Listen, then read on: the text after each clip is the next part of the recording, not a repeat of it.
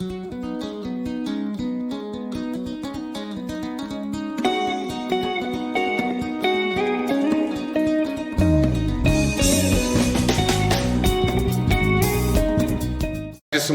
nthawi yanu kufunafuna maphunziro muzakhala wotumidwa moyo wanu wonse.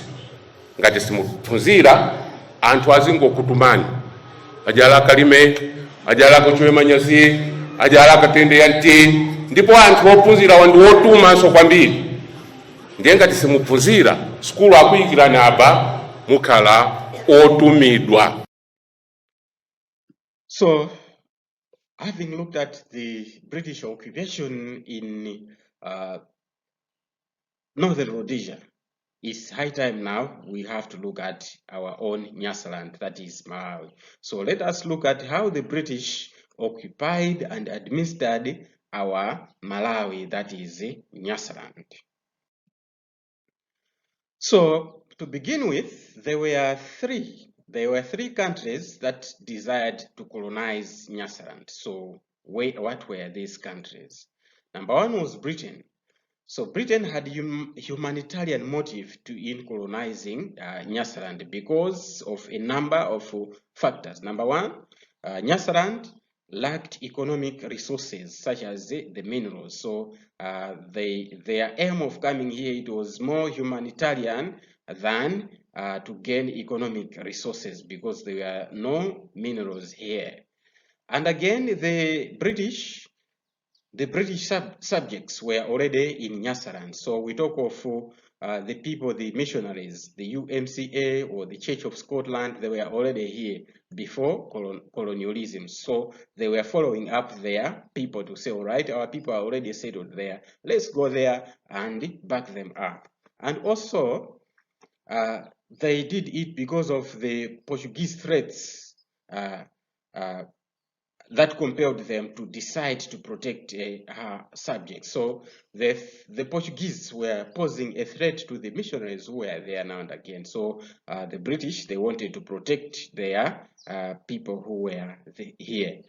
Then Britain also wanted to extend her borders from the two Rhodesians to Nyasaland. So we see to it that Britain also had that desire to extend the influence from Southern Rhodesia, Northern Rhodesia, and Nyasaland so that she occupies a wide area in Central Africa.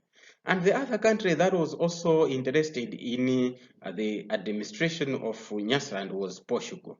So Portugal, she wanted to colonize Nyasaland after Mozambique. So she made treaties with chiefs along the Lake Malawi and the Shire River.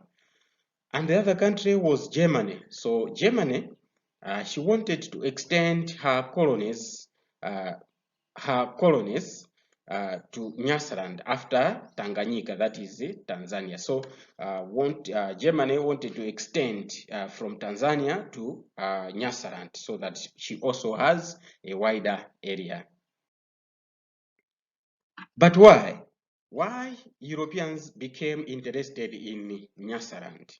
Number one, it was because of territorial expansion. So like Britain wanted to add Nyasaland to the two Rhodesians, while Portugal wanted to expand her borders from Mozambique to Nyasaland, and Germany, as we have pointed out, she wanted to add it to Tanganyika. So these three countries, they were all they wanted to expand their territories. So secondly, the availability of labor. There were no minerals in Nyasaland, so they wanted to get labor in Nyasaland and export it somewhere. And the third reason was the needs for market for European goods. So Nyasaland offered British and Germany an open market that would give them trade surplus. So they wanted to have the market for their manufactured goods. And again, the need to stop slave trade. They also wanted to stop slave trade. The other factor was the need to settle surplus population, as the population was growing rapidly in Europe. So they wanted at least their population also to expand to this territory. And not only that, the other factor was agriculture. So the Shire Highlands had favorable climate, rich soils, and a good communication network. Hence, they wanted to start practicing agriculture in that area. And also patriotic reasons. For patriotic reasons, for example, we talked of the British. They wanted to protect their British missionaries as well as the traders. So they wanted to come and protect the traders and missionaries who were already in the area. So what did the Portuguese use, or what were the trade strategies that the Portuguese used in their attempt to colonize Nyasaland? So number one was the collection of duties over the route or the trade route into the interior, which they controlled. So there were some trade routes that were controlled by the Portuguese from the coast. So they were collecting the tax as the people were passing through. So in so doing, it was like they were extending their influence. They were dominating the area itself. And also the expeditions and the treaties with local chiefs. So the Portuguese, they made treaties with local chiefs along the Lake Malawi and Shire River. We have mentioned this, and these chiefs were like Mponda, Chief Mponda. They made a treaty with Mponda. So after the Portuguese did that, what was the reaction of the British to the activities of the Portuguese? So Britain appointed Sir Harry Johnson. Britain appointed Sir Harry Johnson in 1888. That's why when we are talking of Northern Rhodesia there now, you can understand why Northwest Rhodesia was occupied from Nyasaland. It was because the British were the first to intervene. They came as a reaction, a response to what the Portuguese were doing. So they came, or they sent Sir Harry Johnson to come and said, so he was sent as a British consul to the Nyasa district. So Johnson went to Mozambique and negotiated with the Portuguese on their frontiers and keep them away from the Shire Highlands and the central Zambia. So when Sir Harry Johnson came, he went straight to the Portuguese who were in Mozambique. He went there and negotiated with them to say, no, this area of Nyasaland and Zambia, please leave it to us. Concentrate on the eastern side, that is along the coast of the Indian Ocean there. So what were the roles that Sir Harry Johnson played in the British occupation of Nyasaland? So here then, after he negotiated with the Portuguese, then let's see what this Sir Harry Johnson, what he did in order to colonize or to occupy this Nyasaland, to make Nyasaland as part of the British. Number one, he engaged in the signing of treaties with friendly chiefs and the Portuguese as well as the Germans. So he signed the treaties with the Tonga of Ngadabe and Mlozi as well as the Jumbe. So he managed to sign the treaties with the influential chiefs and all those people who were friendly. And also he managed to suppress slave trade. He managed to put to an end slave trade. And also Johnson, he used a number of strategies in putting this slave trade to an end. What did he do? Number one, he conquered the slave traders. So the slave traders were conquered by Harry Johnson, like the Yao chiefs and the Swahili Arabs. We talk of Mlozi, we mentioned about him sometime. And also he embarked on building forts. He built forts, so the defense frontiers, to show that this area is occupied by the British. So he built those defense structures like Fort Magaya, Fort Johnson in Mangochi, and Fort Herald in Nsanje. Also Fort Lister and Fort Anderson. They were also all built by Harry Johnson. So Fort Lister and Fort Anderson, they are in Mulanje. So this was done in order to restore order, law and order in the territory, in the area. So he wanted to restore order in the area. That's why he built those forts, so that they control maybe the movements of the slave traders in different areas and stop slave raiding. Colonial administrative policies in Nyasaland. So what were the policies that were followed in Nyasaland itself? Number one were the land policies. So in Nyasaland, large tracts of land were already taken by missionaries and settlers as well as traders before the Nyasaland was colonized by the British. So before the coming of the British, already Nyasaland, the territories, land, bigger territories were already claimed by the other people or the settlers, the traders, as well as the missionaries. So when these people, they claimed that they bought that land from the chiefs. So those people who had already acquired that land, they said, oh, we got this land from the chiefs, or we bought it. So Johnson, when he came, he became the administrator in 1891. He wanted to rely on Africans for economic growth of the territory. So Harley Johnson, he wanted to uplift the Africans. That's what he wanted.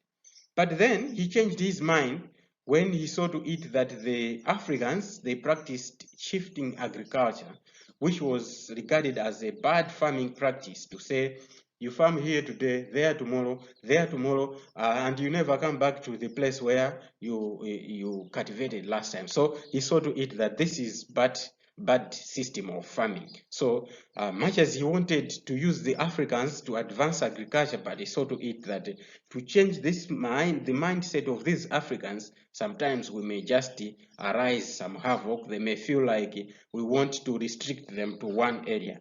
So the colonial government decided to rely on African farmers, the European farmers, therefore.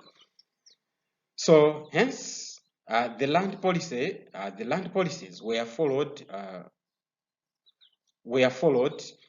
to the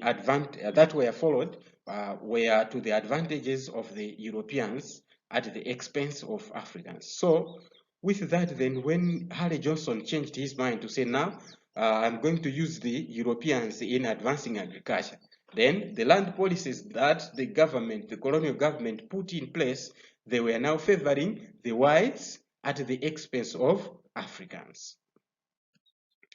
So Johnson issued the certificate of claims to all Europeans who had claimed that they have bought the land from the chiefs, as a recognition that they bought the land from the chiefs. So all the Europeans whom Johnson found that they already claimed the land, after he became the administrator, therefore, he gave them certificate to say, all right, this is your land, the government knows that, this is your land, the government recognizes that one. So he issued them the certificate to say that land, it was theirs, they bought from the African chiefs. So in order to safeguard African interest, a non-disturbance clause was included in the certificate of claims. So this non-disturbance clause stipulated that African villages and their farms situated on the land at the time when the settler bought the land should not be disturbed. So on the other hand, we see this gentleman, Sir Harry Johnson. He was really concerned with the Africans. He had that spirit in him to assist the Africans, because you see here, when he was giving the certificates to the whites, he put a clause inside that sentence to say, all right, that land that you have bought, it is yours. But inside that land, they are Africans and their gardens are there. So those Africans inside your land and their gardens, they should not be disturbed. They should remain there, and that is their place as well. But their place is inside your land. So that was the non-disturbance clause. So there then we see to it that Harry Johnson, he had really Africans at heart. So Africans living in European lands were asked to pay land rents that was known as tangata. So which created problems for Africans. So later some Europeans, they demanded that the Africans who were in that land, they should pay the rent to them. So maybe that was why Harry Johnson said no disturbance, non-disturbance clause there, to say let them be there.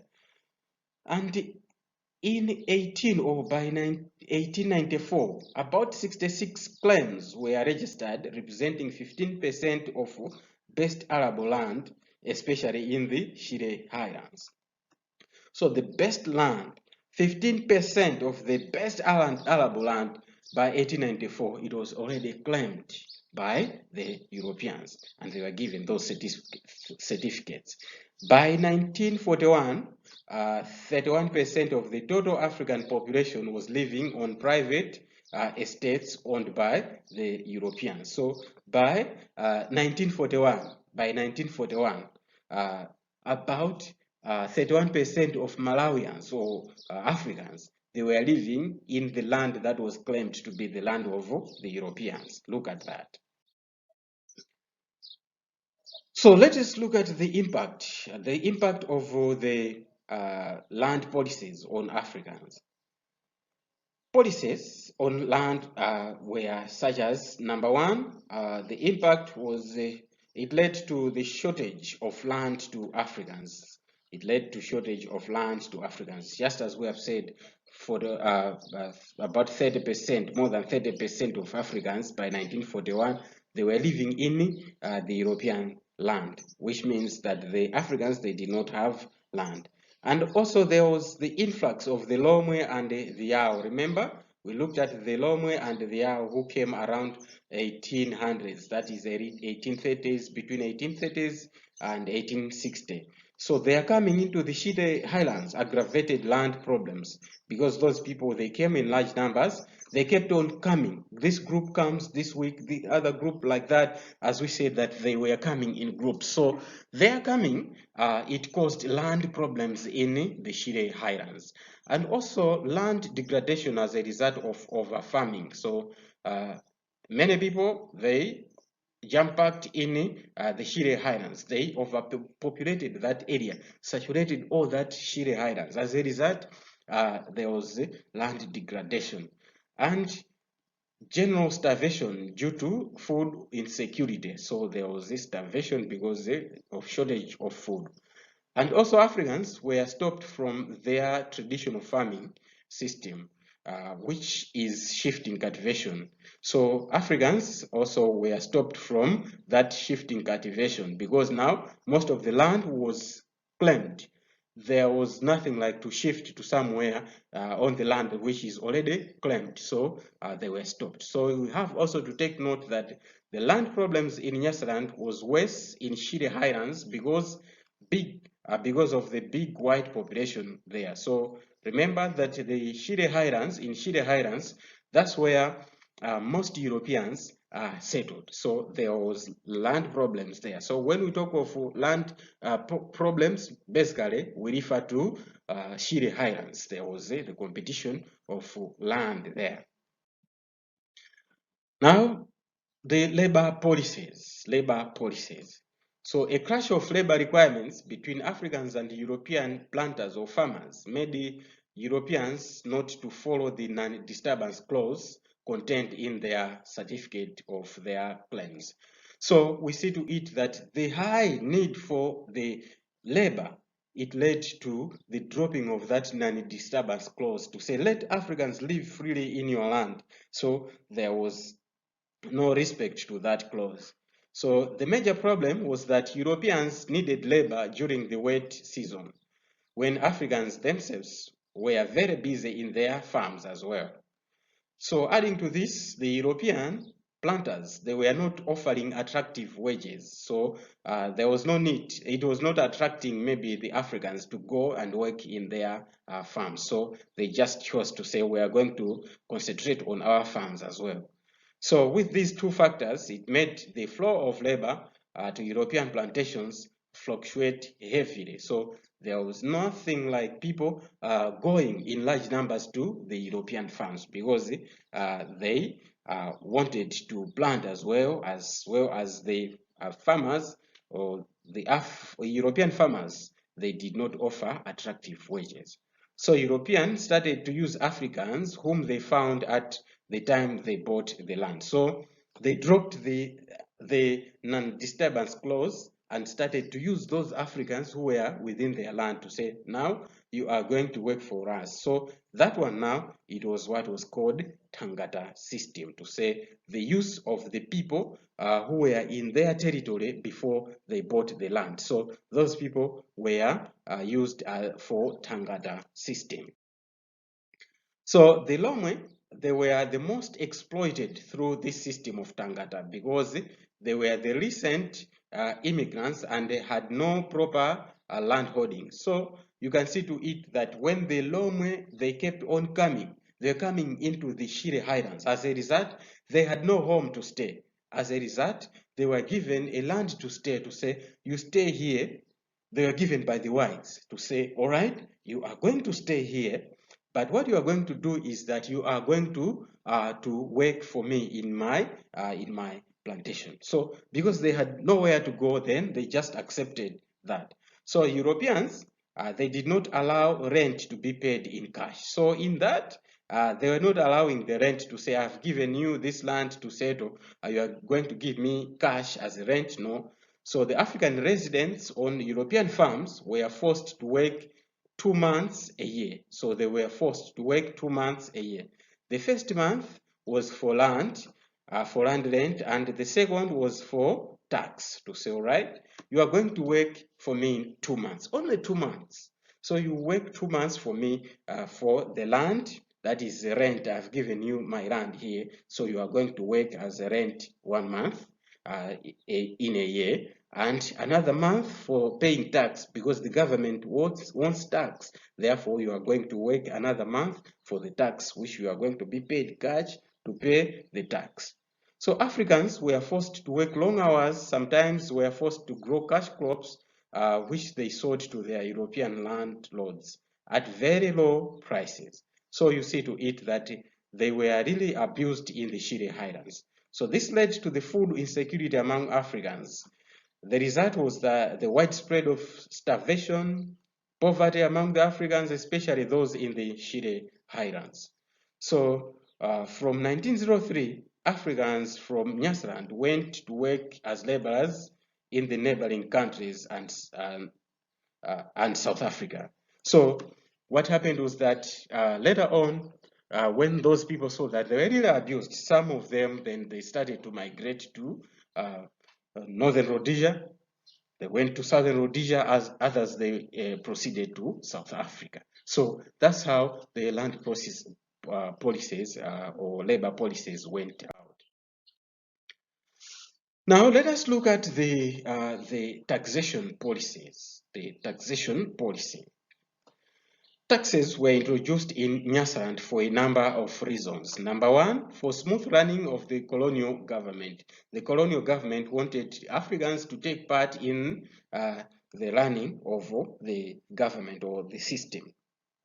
Number two, as a token of appreciation for the benefits from the white government.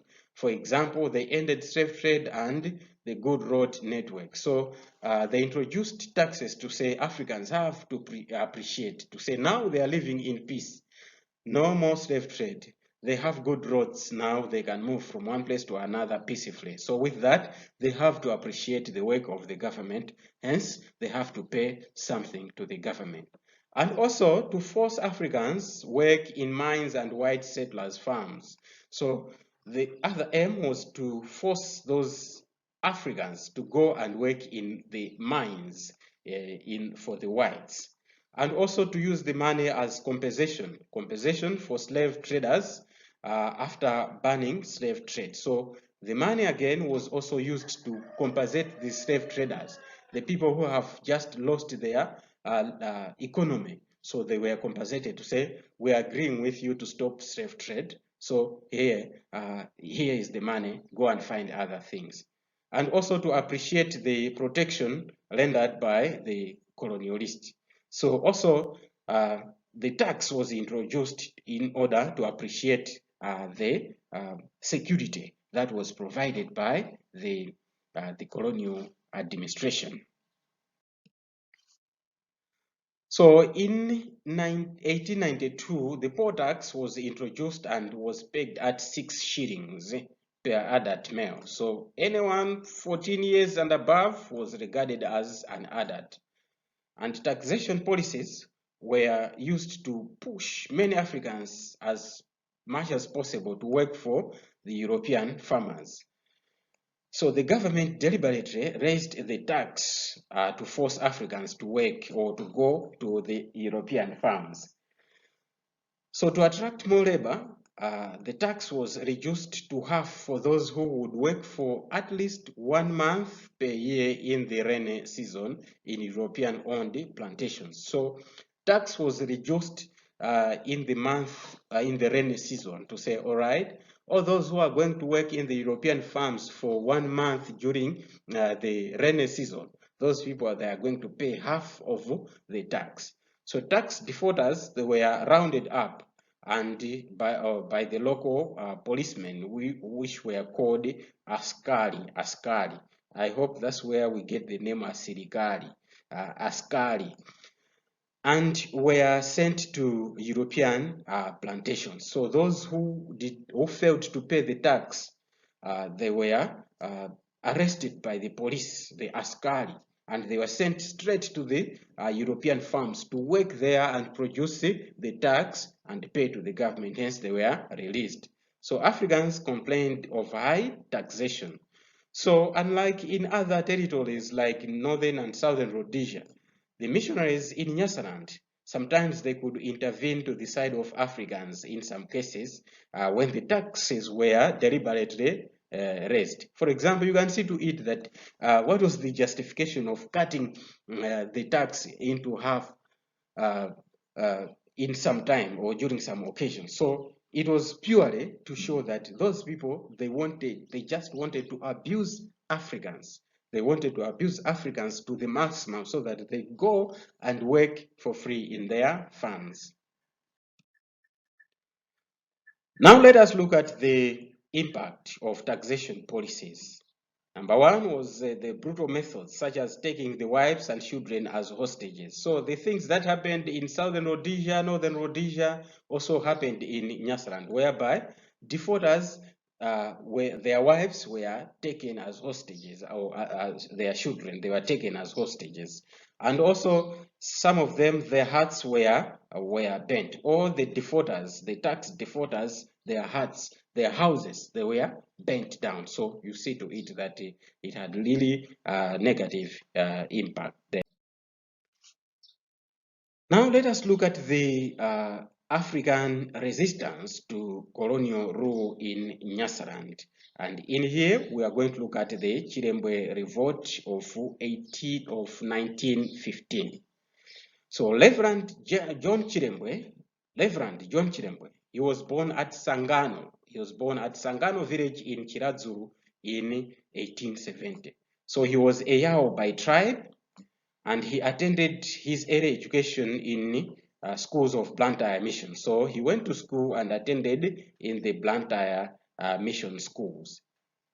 When Joseph Booth opened up the Zambezi Industrial Mission Station in 1892 at Mtsidi in Blantyre, John Chilembwe, he joined him. So Chilembwe was influenced by the philosophy of Joseph Booth, who advocated Africa for Africans. So we see to it here that John Chilembwe, in the part of schooling, he attended school, and he was really intelligent. He was intelligent and a fast learner. He could catch up things quickly, and even English, he was a fluent speaker of English. So we see to it that he was really someone who was educatable. In 1897, Booth took Chilembwe to USA. So Joseph Booth was so satisfied with how Chilembwe was coping up with things. Hence, he took him to USA under the sponsorship of the Negroes of the National Baptist Convention. So in America, he was enrolled at Theological College in Virginia Theological College in Lynchburg.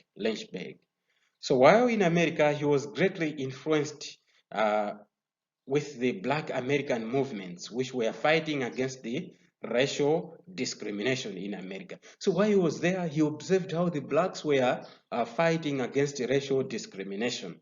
So the Black American had formed black churches, black institutions, institutions of learning, and later black pressure groups and political parties that championed their interests. So in America, he observed all those things that the blacks, they formed their churches, they formed the institutions of learning, also even political parties that were fighting for the black interest.